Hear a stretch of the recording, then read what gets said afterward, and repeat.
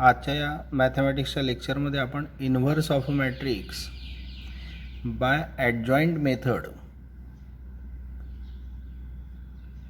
हे काढणार आहे. याकरिता आधी तुम्हाला ही मेथड म्हणजे काय ते सांगतो.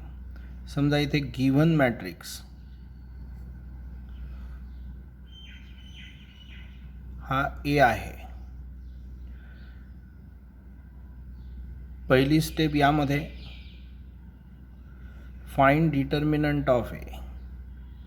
डिटर्मिनंट ऑफ ए तुम्हाला काढायचं आहे. आता त्यामध्ये तुम्हाला डिसाईड करायचं आहे if determinant of A is not equal to 0 then inverse of matrix is possible. जर डिटर्मिनंट ऑफ ए ची व्हॅल्यू 0 नसेल तर इन्व्हर्स पॉसिबल आहे. आता इथे सेकंड स्टेप यामध्ये फाइंड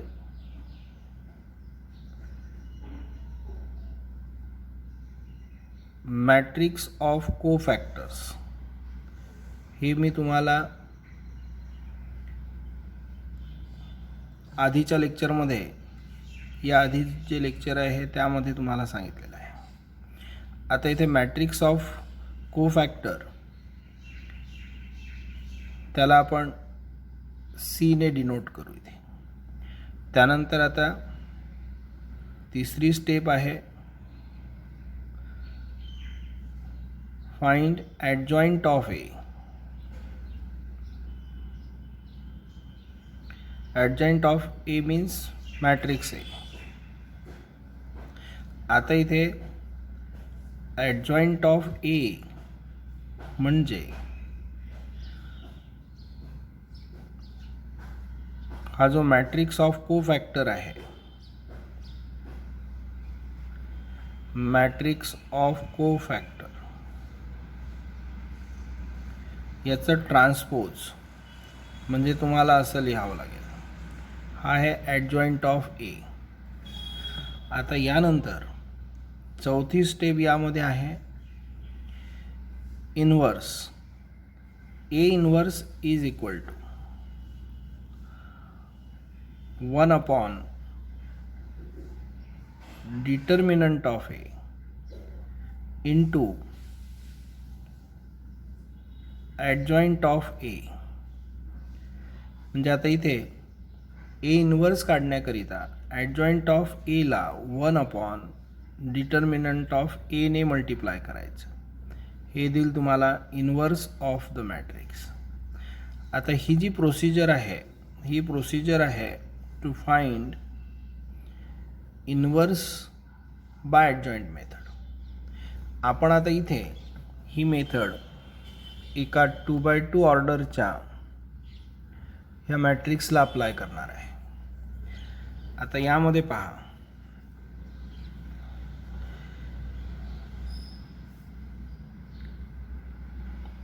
याला आपण A11, A12, A21 आणि A22 असं ॲझ्युम केलं. म्हणून आता इथे मायनर ऑफ A11 याचा अर्थ मायनर ऑफ 1 आणि ते होईल पहिला रो आणि पहिला कॉलम एलिमिनेट केला तर तुम्हाला फक्त इथे एक एलिमेंट मिळेल. तो एलिमेंट आहे 4. म्हणून मायनर ऑफ A11 हे डिटर्मिनंट होईल 4, ज्याच्यामध्ये एक रो आणि एक कॉलम आहे आणि याची व्हॅल्यू मिळेल तुम्हाला 4. म्हणून इथे आता M11 म्हणजे मायनर ऑफ A11 हे आपल्याला 4 मिळेल. आता इथे यावरून कोफॅक्टर इथे बाजूला आपण लिहू शकतो. देअरफॉर कोफॅक्टर ऑफ A11 म्हणजे हे राहील C11 म्हणून C11 इज इक्वल टू -1ला पॉवर 1 + 1 आणि M11 म्हणजेच C11 मिळेल -1ला पॉवर 2 म्हणजे इव्हन पॉवर आहे म्हणजे हे प्लस होईल म्हणून इथे M11 मिळेल आणि याचाच अर्थ असा आहे C11 इज इक्वल टू 4 मिळेल.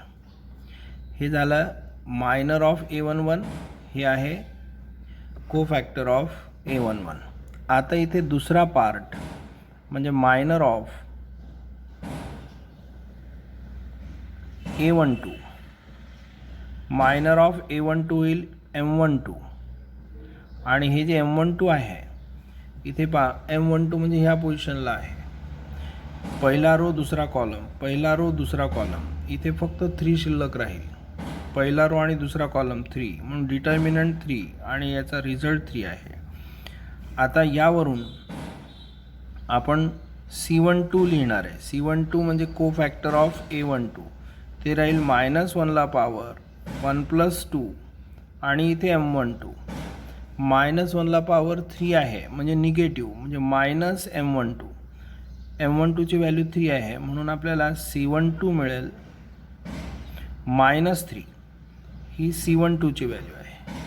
आता इथे तिसरा पार्ट आहे मायनर ऑफ,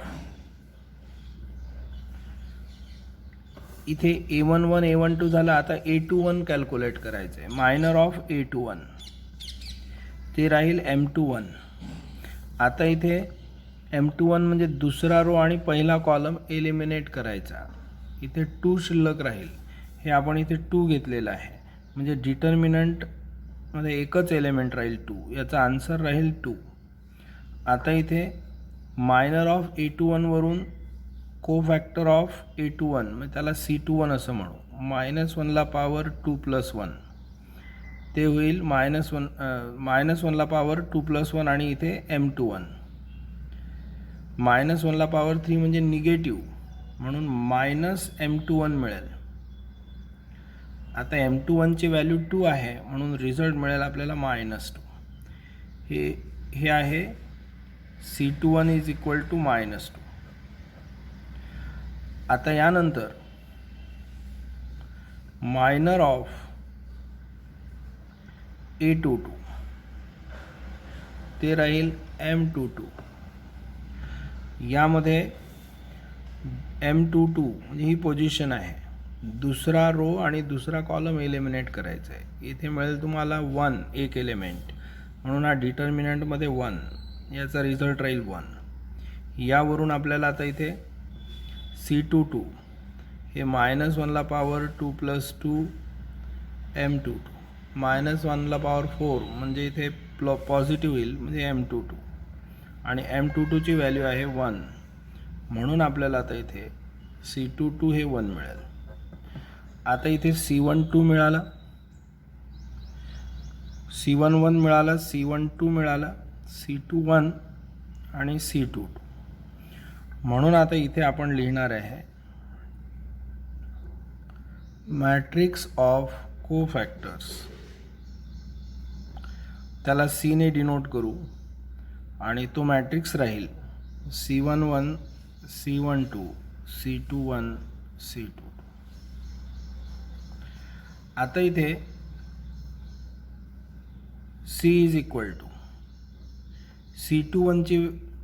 C11 ची व्हॅल्यू 4 आहे मग इथे राहील 4, C12 -3, C21 -2 आणि C22 1. हे मिळालं मॅट्रिक्स ऑफ कोफॅक्टर. आता इथे therefore adjoint of A means transpose of C. म्हणजे C हा जो मॅट्रिक्स आहे तो आहे 4 -3 -2 1 त्याचा ट्रान्सपोज आणि ते आपल्याला मिळेल adjoint of A is equal to. आता इथे पुन्हा लिहिणार आहे. याचा ट्रान्सपोज राहील 4 -3 हा रो आहे इथे कॉलम म्हणून लिहायचं आहे. 4 -3 -2 1 असं होऊन जाईल. हा मिळेल ॲडजॉईंट ऑफ ए. 4 - 2 -3 1. आता यानंतरची स्टेप आहे इन्व्हर्स ऑफ ए.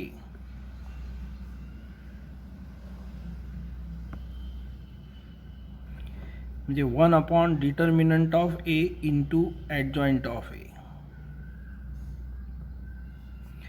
आता यामध्ये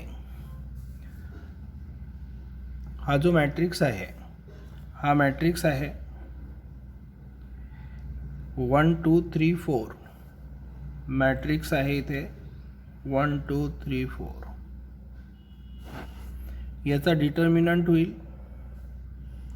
1 2 3 4 आणि या डिटर्मिनंटची व्हॅल्यू येईल 1 × 4 -3 × 2 6 म्हणजे -2. डिटर्मिनंट ऑफ ए मिळेल -2. आता इथे ही डिटर्मिनंटची व्हॅल्यू आहे तर ती आपण इथे लिहिणार आहे यामध्ये 1 डिटर्मिनंट ऑफ ए म्हणजे आपल्याला मिळते -2. इथे आपण -2 घेणार आहे. त्यानंतर आहे adjoint of A. Adjoint of A म्हणजे 4 - 2 -3 आणि 1 असं मिळेल. म्हणून इथे मिळते -1/2 4 - 2 -3 1. हा जो आहे हा होईल ए इन्व्हर्स. इथे आता -1/2 4 - 2 -3 1 असं मिळेल. हे आहे इन्व्हर्स ऑफ द मॅट्रिक्स. ह्या पद्धतीने काढायचं आहे. पहिले तुम्ही 2x2 ऑर्डरचा एखादा मॅट्रिक्स घेऊन त्याचा इन्व्हर्स काढा. इथे एक मॅट्रिक्स दिलेला आहे 1 - 1 2 3. या मॅट्रिक्सचा इन्व्हर्स तुम्ही या मेथडने काढायचं आहे. ही मेथड तुम्हाला लिहून घ्यायची आहे. 3x3 ऑर्डरकरिता सुद्धा मेथड हीच राहील. म्हणून आता इथे आधी 2x2 वर याची प्रॅक्टिस करा आणि नंतर 3x3 मॅट्रिक्सकरिता ही मेथड ॲडॉप्ट करायची आहे, अप्लाय करायची आहे आणि इन्व्हर्स काढायचं आहे.